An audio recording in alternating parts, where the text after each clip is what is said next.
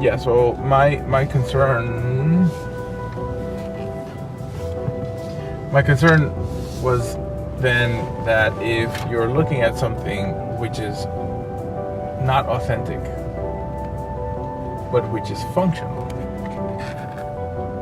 then aren't you looking at basically the same thing? In other words, like, so the example was, if you went and you bought a car, a fancy car, and this car, it said BMW or Cadillac on it, you're driving around, and it does heat the car, and the air conditions, and it runs, and it's got a radio, and in every way it's got the same ride. You can't tell the difference. And you're riding around in this car, and then you discover, by some circumstance, someone tells you and is able to verify that this is not an original, not an authentic Cadillac or BMW, but it's some kind of copy. Now, you wouldn't have known that until you were told, right? So the fact that you now have this information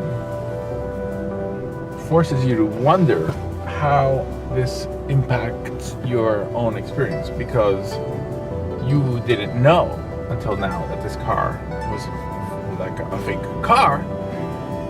So therefore, its authenticity was irrelevant to your enjoyment of the vehicle. That's the point. It's like it didn't matter. When it wasn't an issue, it was not an issue. When it wasn't brought up, when it wasn't known, it was a non-problem.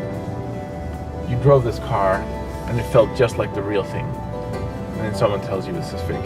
Exactly the same as, say, for example, with diamonds. So a lot of people buy diamonds who they think they're real diamonds, and turns out they're fake diamonds. And later, when they discover they're fake diamonds, all of a sudden they're all upset about it.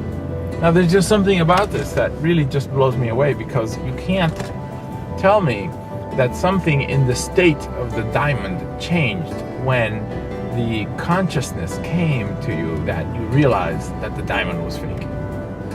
The thing didn't change, right? So, in other words, we are not able to see things for what they are, even when they've been doing things to us within ourselves, because they've been getting a certain response or a certain reaction from us. So we love the diamond, we might love a work of art, we might love a beautiful car, but the minute we discover it's not authentic, we don't want to have anything to do with it. We have problems.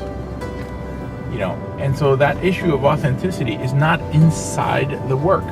The fact that it's not real, in terms of it's not something that rolled out of the assembly line at the BMW plant, or that in the case of an Elmire, that it didn't come out of Picasso's own studio, doesn't prevent you from enjoying it just as much if you didn't know that. So therefore, the authenticity of the work has nothing to do with the quality of the work.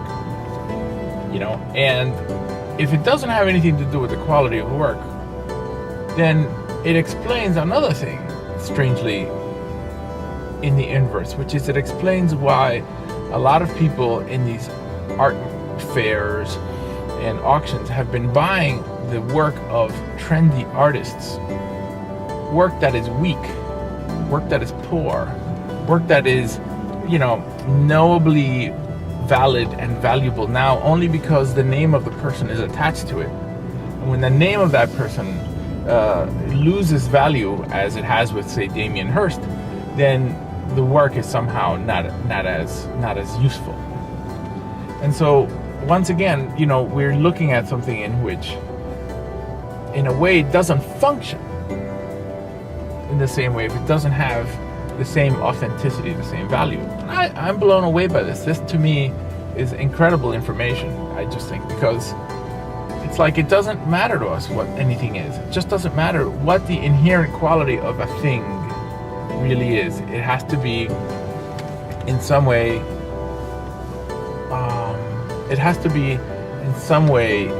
like real. And of course, if you want to buy real art from a good artist, you can do this, right? You can go to the art shows of art schools. You can go to galleries whose works are not those of the top world artists, and you can find excellent art, all of which is original, because who would fake the art of an obscure artist. And you might love that art, but somehow there's another problem. It just can't be as good as a Picasso. It's just somehow, I don't even have to look at it. I can just tell it's not as good as a Picasso. This person has a Picasso in his house. This person has an O'Reilly in his house, and so the guy with the Picasso has the better art. I'd rather go to his house and see his Picasso. We're all caught up in these things.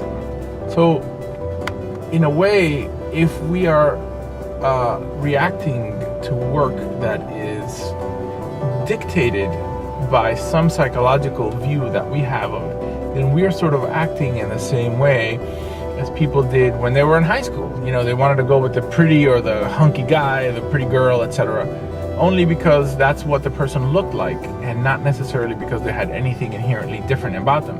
And then later in life you look back and you go, oh my God, what a dork I was to actually go after this person, etc. And everybody has these moments that pass, and art itself also passes. But the thing that doesn't pass is the lingering question of the real value of art. And this question remains even more interestingly in the work of forgers. Because when someone forges a work of art, there is never a question from the moment it starts as to what the quality of the work is any longer. You cannot say the work is actually not good because it's forged. You can't say that. Or it's not good because it's not made by a famous person, or it's not anything else. You have to now take from the beginning the worth of that work by itself. And when you discover that the work is forged, the issue of its quality, quite aside from its authenticity, becomes permanently central to that work. And you can never escape it, no matter what we think about it.